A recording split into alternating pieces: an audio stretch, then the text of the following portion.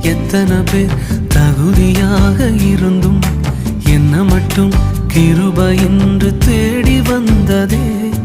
என்னை விட எத்தனை பேர் தகுதியாக இருந்தும் என்ன மட்டும் கிருபை என்று உயர்த்தி வைத்ததே. உங்க கிருபை என்னை வாழ வைத்ததே. உங்க கிருபை என்னை தூக்கி சுமக்குதே. உங்க கிருபை